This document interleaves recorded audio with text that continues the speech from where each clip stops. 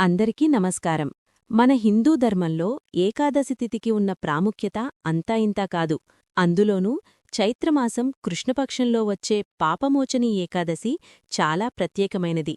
పేర్లోనే ఉంది కదా, పాప అంటే మనం చేసిన తప్పులు, మోచని అంటే విముక్తి కలిగించేది. తెలిసో తెలియకో చేసిన పాపాల వల్ల కలిగే మానసిక అశాంతిని పోగొట్టుకోవడానికి ఈరోజు ఒక గోల్డెన్ ఛాన్స్. రిమైండర్ 1.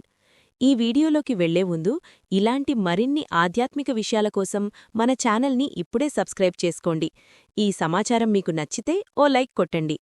2. ఎవరిని పూజించాలి, ఎలా పూజించాలి?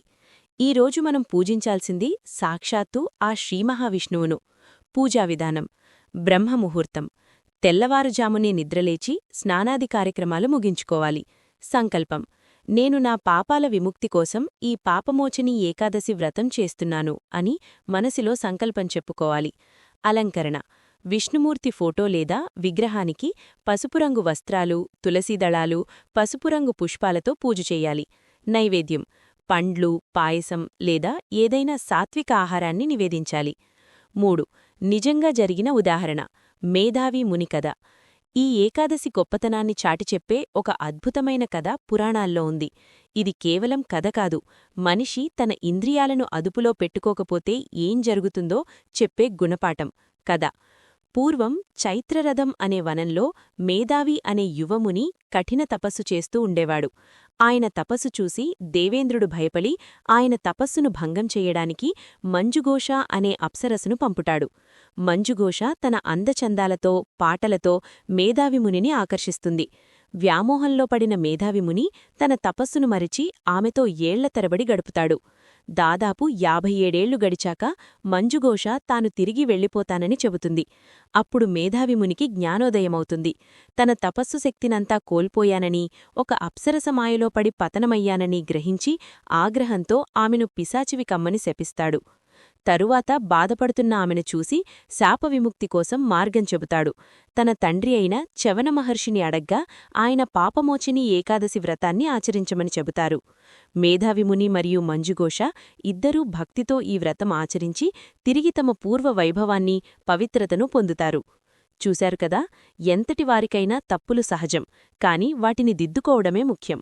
ఈ కథ మీకు నచ్చితే కమెంట్స్లో ఓం నమో నారాయణాయ అని టైప్ చేయండి. 4. ఏకాదశి నియమాలు.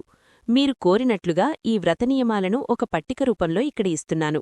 విషయం: పాటించాల్సిన నియమం: ఆహారం: పూర్తిగా ఉపవాసముండాలి. వీలు కాకపోతే పండ్లు, పాలు తీసుకోవచ్చు. బియ్యం అంటే అన్నం అస్సలు తినకూడదు. నిద్ర: ఏకాదశి రాత్రి జాగరణ చేయడం అత్యంత శుభప్రదం. విష్ణు సహస్రనామం పారాయణం చెయ్యాలి. మాట: అబద్ధాలాడకూడదు, ఇతరులను దూషించకూడదు, మౌనంగా ఉండడం మంచిది.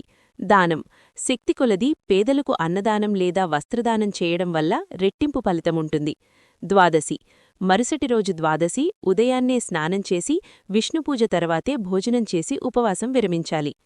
పూజలో పఠించాల్సిన శ్లోకాలు: ముఖ్యంగా ఈ 3 మంత్రాలను కనీసం 108 సార్లు జపించండి.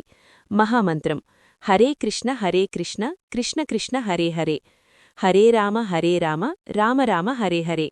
విష్ణు గాయత్రి: ఓం నారాయణాయ విద్మహే వాసుదేవాయ ధీమహి, తన్నో విష్ణుః ప్రచోదయాత్. క్షమాపణ మంత్రం: పూజ ముగింపులో కాయేన వాచా మనసేంద్రియైర్వా బుద్ధ్యాత్మనా వా ప్రకృతేః స్వభావాత్ కరోమి యద్యత్ సకలం పరస్మై నారాయణాయేతి సమర్పయామి. కాబట్టి మిత్రులారా, ఈ పాపమోచని ఏకాదశి రోజున భక్తితో విష్ణుమూర్తిని ప్రార్థించి మన మనసును నిర్మలం చేసుకుందాం.